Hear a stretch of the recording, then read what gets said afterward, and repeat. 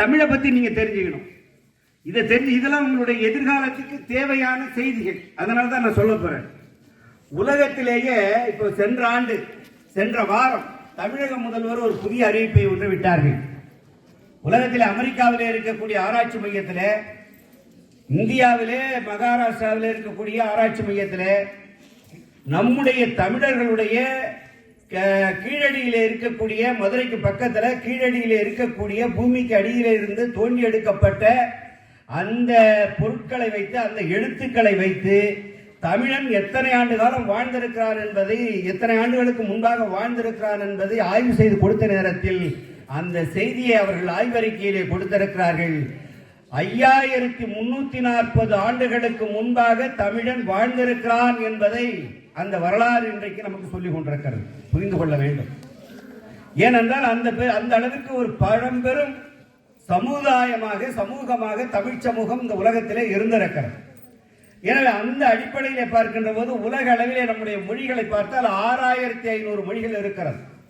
அந்த 6500 மொழிகளிலே பேச்சு வழக்கிலே இருக்கக்கூடிய மொழிகள், வழக்கிலே இருக்கக்கூடிய மொழிகள் 150 மொழிகள் தான்.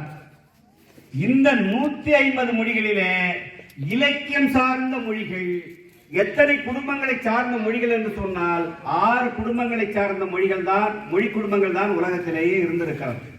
இந்த 6 மொழி குடும்பங்களிலே எது என்று சொன்னால்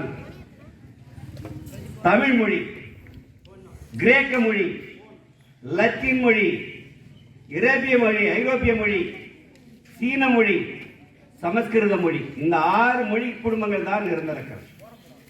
இந்த 6 மொழி குடும்பங்களில் இந்தியாவிலே எந்தெந்த மொழிகள் இருந்திருக்கிறது என்று சொன்னால் தமிழ் மொழி குடும்பம் இருந்திருக்கிறது, இந்திய ஐரோப்பிய மொழிகள் இருந்திருக்கிறது, திபெத்திய பர்மிய மொழிகள் இருந்திருக்கிறது, இந்திய ஆரிய மொழிகள் இருந்திருக்கிறது. இந்த இந்திய ஆரிய மொழிகள், திபெத்திய மொழிகள் இவைகளெல்லாம் வட இந்தியாவிலே இருந்திருக்கிறது. தென்னிந்தியாவிலே இருந்தது தமிழ் மொழி குடும்பங்கள். இந்த தமிழ் மொழி தான் இதற்கு பெருமொழியாக, தாய்மொழியாக இருந்திருக்கிறது. இதிலே இருந்து பிறந்ததுதான் பக்கத்தில் இருக்கக்கூடிய கன்னட மொழியாக இருந்தாலும், தெலுங்கு மொழியாக இருந்தாலும், துளு மொழியாக இருந்தாலும், மலையாள மொழியாக இருந்தாலும் தமிழிலே இருந்து பிறந்த மொழிகள் தான் என்பது நமக்கு ஒரு வரலாற்று பெருமை. எனவே இந்த மூத்த மொழியாக இருக்கக்கூடிய இந்த தமிழ் மொழியானது இலங்கையிலே இருக்கிறது, மலேசியாவிலே இன்றைக்கு ஆட்சி மொழியாக இருந்து கொண்டிருக்கிறது, அதே போல சிங்கப்பூரிலே இருந்து கொண்டிருக்கிறது. 200 நாடுகளிலே நம்முடைய தமிழர்கள் வாழ்ந்து கொண்டிருக்கிறார்கள். 12 நாடுகளிலே தமிழ் மொழியை ஆட்சி மொழியாக அறிவிக்க வேண்டும் என்கின்ற ஒரு நிலையை உருவாக்கி கொண்டிருக்கிறார். தாய்லாந்து, கம்போடியா போன்ற ஐரோப்பிய நாடுகளிலே இருக்கக்கூடிய கோயில்கள் அனைத்தும் தமிழர்களால் கட்டப்பட்ட கோயில்கள் இன்றைக்கும் இருந்து கொண்டிருக்கிறது.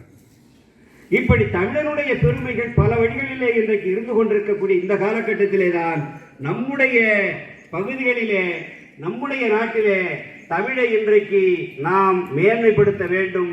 தமிழ் படித்தால் உலகம் முழுவதும் மனிதன் வாழலாம் என்கின்ற ஒரு நிலை இன்றைக்கு வந்து கொண்டிருக்கிறது, வளர்ந்து கொண்டிருக்கிறது.